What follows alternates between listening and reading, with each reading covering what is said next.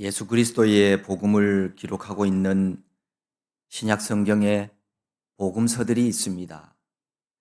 이 복음서들이 가지고 있는 공통된 내용 하나가 있습니다.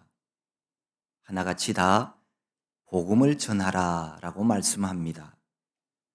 마태복음은 모든 족속으로 제자를 삼아 열심히 전도하고 선교하라는 말씀으로 끝을 맺고 있습니다. 마가복음은 마지막은 온 천하에 다니며 만민에게 복음을 전파하라고 기록하고 있습니다. 그리고 누가복음 마지막은 너희는 이 모든 일의 증인이라 이렇게 말씀하고 있습니다.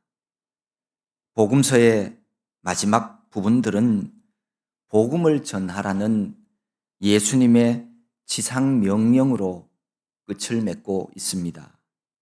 그리고 이 지상 명령을 온전히 실천한 내용을 기록하고 있는 것이 바로 사도행전 말씀입니다.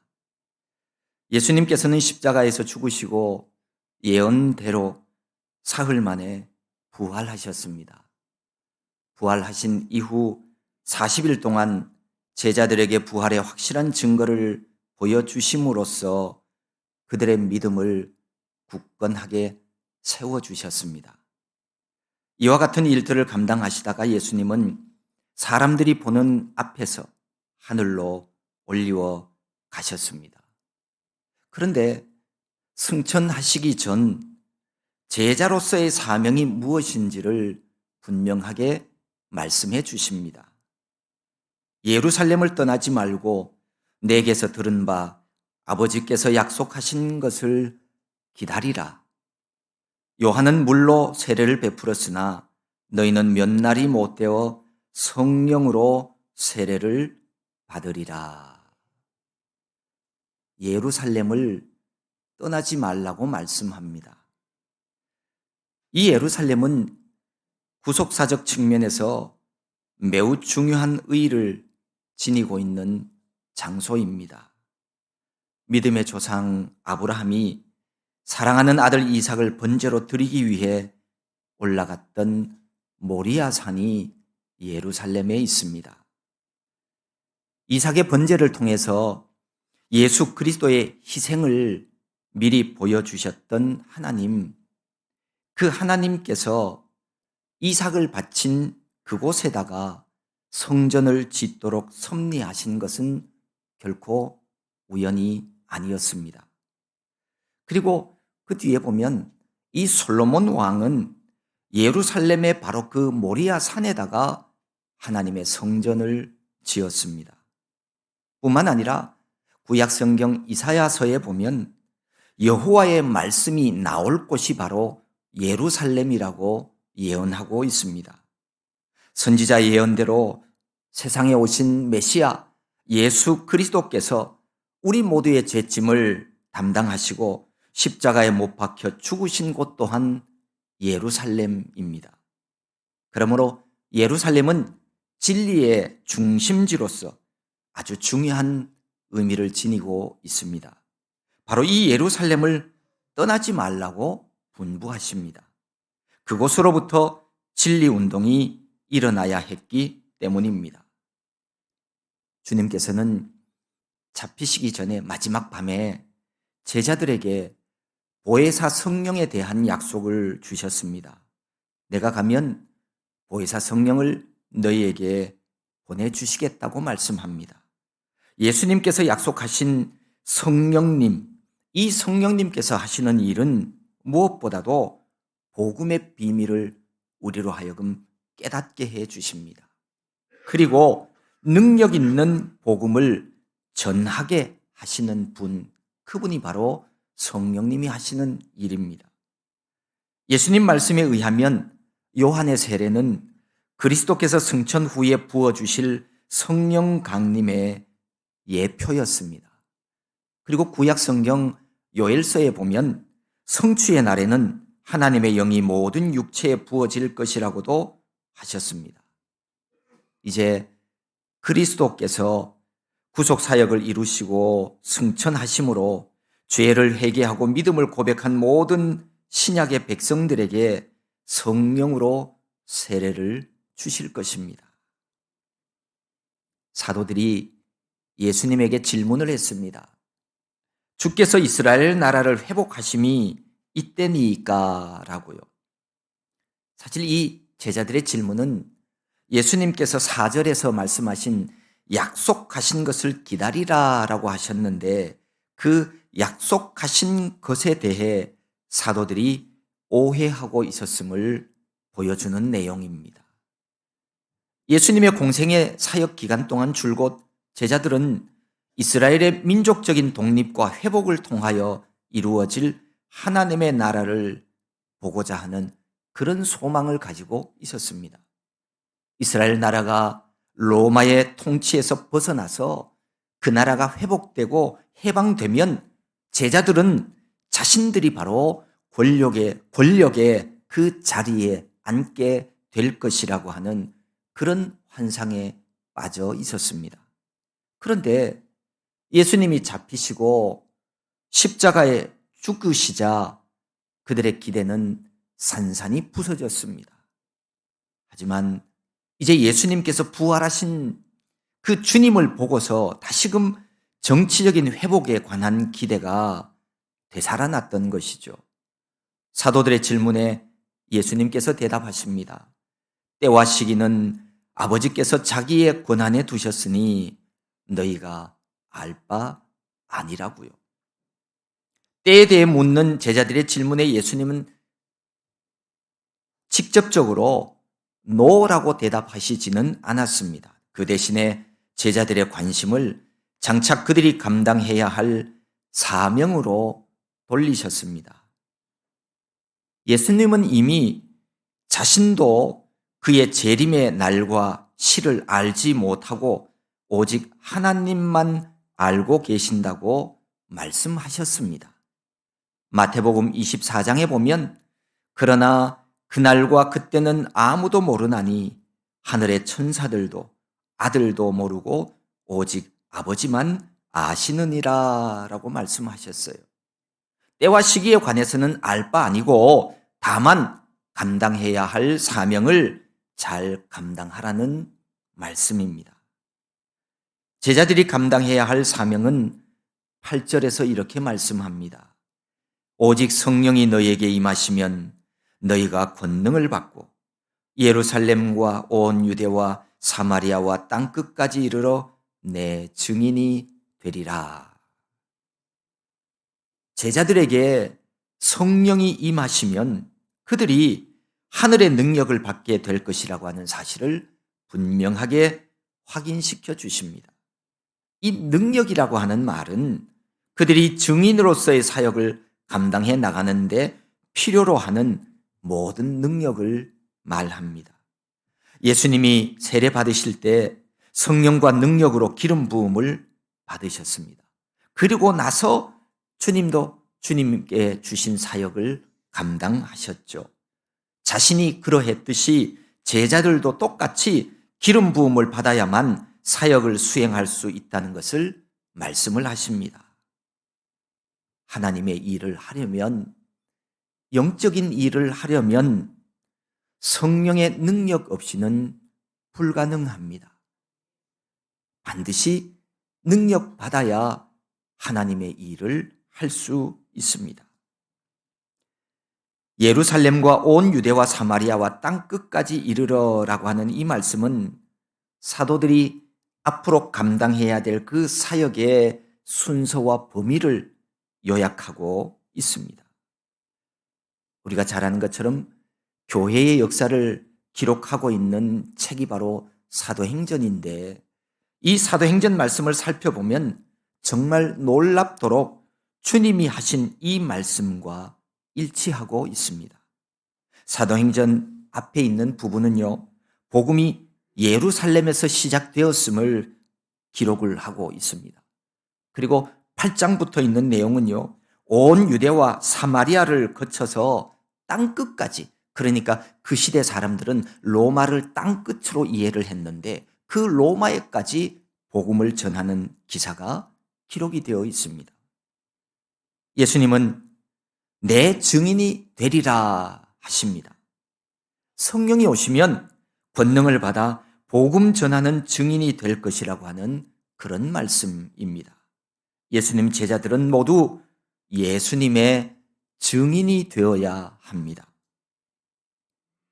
우리말 증인이라고 하는 이 말은요, 증명을 하는 사람, 증거인이라고 하는 뜻을 가지고 있죠. 영어에 보면 순교자라고 하는 martyr라고 하는 단어가 있습니다. 근데 이 말은 헬라어 마르티스, 증인이라고 하는 말에서 유래한 단어라고 합니다. 그러니까 증인은 순교를 각오한 사람이어야 한다는 뜻입니다. 곧 죽음을 두려워하지 않고 내가 보고 들은 것을 증거해야 한다는 것입니다. 바로 이 사람이 증인이라는 거예요. 내 증인이 되리라 라고 하신 말씀에서 이 내 증인이라고 하는 것은 물론 예수님의 증인을 말합니다. 예수 그리스도에 의해서 예수 그리스도를 위해서 예수 그리스도에 관한 모든 것을 증거하는 사람을 말합니다. 우리가 예수님을 믿는다고 하는 말은 예수님의 제자가 된다는 말입니다. 그리고 예수님의 제자가 된다고 하는 것은 예수님 증인 되는 것을 말합니다. 여러분은 예수님의 증인으로 살아가고 계십니까? 예수님이 우리의 죄를 담당하심으로 우리 죄가 깨끗하게 되었다고 하는 것을 증거하고 있냐는 말이에요. 예수님이 길이요 진리요 생명 되셔서 예수님으로 말미암지 않고는 천국에 들어갈 수 없음을 증언하고 있느냐라는 말이에요. 내 삶과 인격에 예수의 피가 묻어서 사망의 권세가 감히 나를 얼씬도 하지 못하는 그런 사람들이 되었다는 것을 보여주고 있느냐는 말이에요. 사람들이 내 삶의 언행을 보고서 예수님이 구원자라고 하는 사실을 알도록 그렇게 살아가고 있느냐라는 말입니다. 그게 예수님의 증인이라고 하는 말입니다. 예수님을 드러내고 전하는 증인이 아니라면 참 제자가 될 수 없습니다. 왜요? 예수님의 말씀을 불순종하기 때문에. 제자가 아니라면 나는 예수님을 믿는 사람이 아닐 수 있습니다. 누구든지 예수님을 믿을 수 있고 교회에 나와서 주님의 몸된 교회의 일원인 교인이 될 수 있습니다. 하나님의 사랑은, 하나님의 은혜는 차별하지 않기 때문입니다. 하지만 모든 사람이 하나님의 은혜를 누릴 수 있는 것은 아닙니다. 누구나 예수님을 믿을 수는 있지만 아무나 구원 얻을 수는 없습니다. 차별하시지는 않지만 분명한 것은 하나님은 구별하시는 하나님이십니다. 하나님의 사랑을 진짜 받아들이는 사람인지 아니면 거부하는지를 하나님은 구별하십니다. 믿음은 하나님의 사랑을 내가 받아들이는 거예요. 그것이 믿음입니다. 오늘날 교인이라고 하는 이 말이 너무 많이 변질되고 싸구려가 되어 가는 것 같은 생각이 들 때가 있습니다. 아무나 교인 되는 것은 분명히 아닙니다. 정말 함부로 흉내 내어서는 안 되는 고귀한 이름, 이게 교인이고 성도라고 하는 이름입니다. 바쁘고 힘든 세상살이 중에서도 주일마다 성전에 올라와서 함께 예배하는 여러분들을 보면 얼마나 감사하고 얼마나 감사한지 모릅니다. 세상 어디에 만물의 주인 되신 하나님께 예배하는 사람들보다도 더 가치 있는 일을 하는 사람이 있겠어요? 없어요. 여러분들이야말로, 우리야말로 이 세상에서 가장 귀하고 값진 일을 하고 있는 사람들입니다. 목회자로서 저는 여기 모인 여러분 모두가 다 천국 백성 되기를 원하고 바라고 소망합니다. 그래서 올해 표도 처음 사랑을 회복하라 라고 하는 것으로 정하고 하나님의 사랑을 잃어버리지 않는 사람 되기를 열망하고 있습니다. 우리 모두는 정말 힘쓰고 애써서 뜨거운 마음으로 하늘로부터 오는 능력을 덧입어서 하늘 백성으로 살아가야 하겠습니다. 정말 예수님 잘 믿어야 합니다. 이 세상에 사람으로 태어나서, 인간으로 태어나서 바른 인격과 성품을 가지고 살아가는 길은 진리 되신 예수님 외에는 길이 없습니다. 3세기에 쓰여진 문헌인 히폴리투스의 사도 전승이라고 하는 책을 보면 초대교회 당시의 모습을 기록을 하고 있습니다. 그때는 오늘날처럼 교인이 되고 싶다고 해서 아무나 다 될 수 있는 것이 아니었다고 합니다. 교인이 되려면 우선 깐깐한 문답 과정부터 시작을 해서 직업이 합당하지 않거나 말 한 번 잘못하면 곧바로 퇴짜 맞을 수도 있었습니다. 교인 되려고 하는 사람들이 오면 그 사람들을 심사를 합니다. 심사를 통과하면 최소 3년에서 길게는 5년 동안 매일 아침 교회에서 말씀 공부 시간에 의무적으로 참석해야 했습니다. 3년 공부했다고 해서 자동으로 세례받는 것이 아니었다고 합니다. 부활절을 앞두고 심사를 다시 하는데 그동안 삶 속에서 드러나는 삶의 변화가 없다면 그 사람은 3년 고생했어도 그것으로 그냥 끝나버린다고 그럽니다. 교인 될 수 없고 세례도 받을 수 없었다고 합니다. 이 당시만 해도 세례받고 교인 된다고 해서 무슨 혜택이 주어지는 것 하나도 없었어요. 혜택은커녕 교인이 되면 목숨을 내놓아야 하는 예비 사형수가 되는 박해 시대였기 때문입니다. 기독교인이라고 하는 것이 알려지면 잡혀가고 고문받고 죽임당할 수도 있었다는 겁니다. 그런데 도대체 사람들이 왜 교회로 모여들었을까요? 나도 교인 되겠다고 찾아왔다는 겁니다.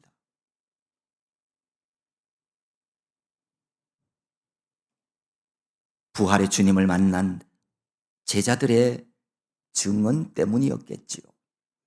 그리고 그들을 통해서 부활하신 예수님을 만났기 때문이었겠지요.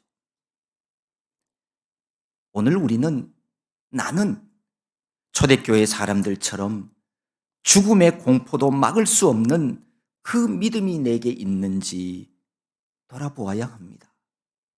죽음보다 강한 믿음을 소유한 교인이 되어야 그가 진짜 교인이 된 거죠. 영생은 이 땅에 있는 모든 것을 포기하고 예수 그리스도 한 분만을 선택하는 삶, 그것이 영생입니다. 내 하고 싶은 대로 하고 내 하고 싶은 대로 성경 말씀도 취사 선택하고 적당히 한 달이 걸쳐 놓는 그런 모습의 신앙생활은 성경이 말하는 구원 얻는 믿음과는 거리가 있습니다.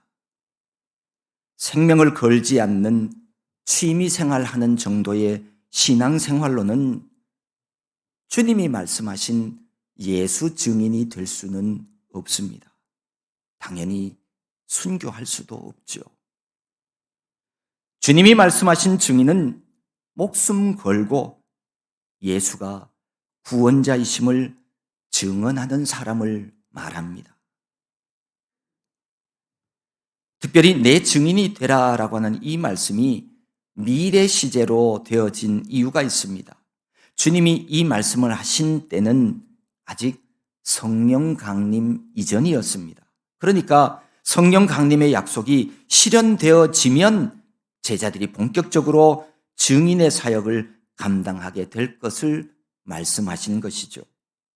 성령 세례받은 후 성령님이 주시는 능력 받아야 증인의 삶을 살 수 있다는 하나님의 말씀입니다. 성령의 기름 부음 없이는 예수님 증인의 삶을 살아갈 수 없습니다. 성령의 능력 아니고서는 예수 그리스도의 제자가 되어 예수님 증인으로 살 수 없습니다. 여러분, 성령 충만 받으십시오. 성령의 힘과 능력 아니고서는 악한 영이 주관하는 이 세상에서 하나님의 자녀의 권세 가지고 당당하게 하나님의 자녀로 살아간다는 것은 불가능해요. 내 힘으로는 할 수 없는 일입니다. 성령님은 구하는 자에게 주시는 가장 좋은 선물입니다. 술 취하는 자가 되지 마시고 성령 충만한 자가 되십시오. 그래야 우리가 증인으로서의 삶을 살아낼 수 있습니다. 땅끝까지 이르러 내 증인이 되리라. 그러니까 이제 사도들에게 있어서 가장 중요한 사명은 예수 그리스도의 증인이 되는 일이었습니다. 예수님의 증인 되어서 복음을 전하는 일이었습니다. 이것이 바로 제자들이 주님께로부터 받았던 최후의 명령이고 바로 지상 명령입니다. 예수 그리스도를 믿는 믿음을 가진 사람이라면 이 최후의 명령에 순종하는 자가 당연히 되어야 합니다. 전라남도 신안군에 가면 증도라고 하는 섬이 있습니다. 이 섬에 가면 섬 주민의 90%가 예수님을 믿는 사람들이라고 그럽니다. 이 섬의 복음화는 문중경 전도사님으로부터 시작이 되었습니다. 이분은 신안군 암태도에서 태어나서 17살에 증도로 시집을 왔습니다. 그러나 남편에게 버림을 받은 후에 홀로 모진 삶을 살아가게 되었습니다. 그러던 중에 우연히 찾아온 전도 부인에게서 복음을 듣고 예수님을 믿게 되었습니다. 그리고 부흥회를 통해서 은혜 많이 받았습니다. 복음을 전하는 사람으로서 살리라 다짐했습니다. 그 뒤에 경성 성서학원에 입학하여서 목회자의 길을 들어서게 되었습니다. 그분은 열심히 공부할 뿐만 아니라 틈나는 대로 고향 지역에 복음을 전했습니다. 문 전도사님의 전도로 신안군의 여러 섬에 교회가 세워졌다고 합니다. 전도사님으로부터 복음을 들은 청소년들 중에서 30여 명은 나중에 훌륭한 목회자가 되어서 한국 교회에 큰 영향력을 끼치기도 하였습니다. 우리가 잘 아는 김준곤, 이만신, 정택이, 신옥윤 목사님 등이 문 전도사님으로부터 복음을 들은 제자들이었다고 합니다. 그분은 복음을 전하다가 한국 전쟁 때 공산당원의 총탄에 맞고 순교한 것으로 전해집니다. 그러나 그분이 뿌린 전도의 씨앗은 아름다운 결실을 맺어서 증도 주민의 90% 이상이 예수님을 믿게 되었습니다. 문 전도사님처럼 우리 각자가 삶의 자리에서 열심히 복음을 전하면 하나님께서 아름다운 구원의 역사를 이루실 줄로 믿습니다. 예수님은 내 증인이 되리라 명령하시고 제자들이 보는 앞에서 하늘로 올리워 가셨습니다. 구름이 주님을 가리어 보이지 않게 되었을 때 하늘을 쳐다보고 있는 제자들에게 흰옷을 입은 두 사람이 그들 곁에 나타나서 이렇게 말합니다. 갈릴리 사람들아, 어찌하여 서서 하늘을 쳐다보느냐? 너희 가운데서 하늘로 올려지신 이 예수는 하늘로 가심을 본 그대로 오시리라. 예수님의 지상 명령을 따라 제자들은 정말 예루살렘을 떠나지 않았습니다. 그리고 약속하신 것을 받기 위하여 간절히 기도하며 기다렸습니다.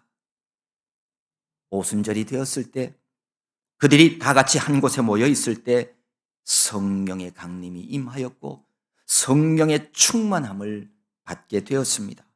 그렇게 성령 강림 사건으로 말미암아 시작이 된 교회 공동체는 무엇보다도 먼저 주님의 분부대로 전도하고 선교하는 일에 최선을 다했습니다.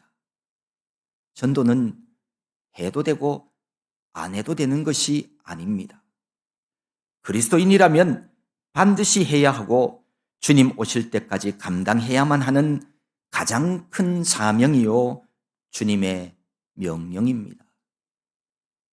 간혹 아직 신앙적인 체험이 없거나 살아계신 하나님을 체험하지 못한 분들이 있습니다. 이런 분들은 소극적인 신앙생활을 할 수밖에 없는데 이런 분들의 특징 중에 하나가 있습니다. 뭐냐면 신앙생활을 하지 말라고 금하신 말씀만 준행하면 되는 줄로 그렇게 알고 있습니다. 예를 들면 우상을 만들지 말라, 우상 섬기지 말라, 도둑질하지 말라, 간음하지 말라. 나쁜 일 안 하면 내가 예수 잘 믿고 있는 줄로 착각한다는 거죠. 하나님의 말씀은 하라는 말씀과 하지 말라는 말씀이 있습니다. 하지 말라는 계명을 완벽하게 내가 순종해도 나는 절반만 순종한 거예요. 그런데 사실 알고 보면 완벽하게 지키는 사람은 없어요. 자기는 우상 안 만들고 우상 안 섬겼다고 말하는데 사실 그 안의 내면을 보면 마음속에는 하나님이 계셔야 하는 이 마음 중앙에 하나님이 아닌 다른 어떤 것이 있어요. 결국은 우상 숭배하면서도 자기는 우상 숭배하는지도 모르고 그거 섬기면서 살아가는 이들도 있습니다. 신앙생활이 하지 말라 하신 말씀만 그것 따르면 되는 게 아니에요. 행하라고 하신 말씀, 그 말씀을 진짜 순종해야 하는 겁니다. 그래야 그게 진짜 하나님을 믿고 따르는 생활입니다. 증인되라, 복음 전하라 하셨으니 증인되는 그런 신앙생활을 해야 하는 겁니다. 예수님은 하나님의 때가 되면 하늘로 올라가신 모습 그대로 사람들이 보는 모양대로 그대로 다시 오실 것입니다.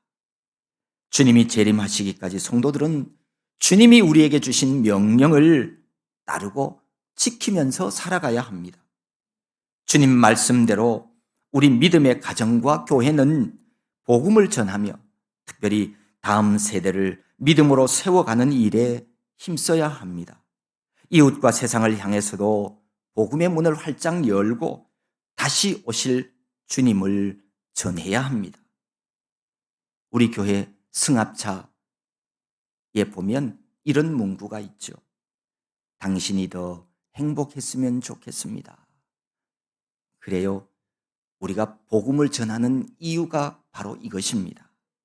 모든 사람들이 예수 안에서 더 행복하기를 원하기 때문에 생명의 복음을 전하는 겁니다. 내가 주님의 증인이라고 하는 이 자의식을 가지고 이 세상 순례자의 길을 걸어가는 모든 이들에게 하나님은 새로운 힘과 능력과 기쁨을 경험하게 하실 것입니다. 하나님께로부터 오는 하늘의 위로함을 맛보게 될 것입니다. 우리 아름다운 교회가 성령 충만하고 십자가 복음을 힘있게 드러내는 증인들 되어서 세상을 구원하시는 하나님, 그 하나님 앞에 귀하게 쓰임받는 귀한 일꾼들 다 될 수 있기를 소망합니다.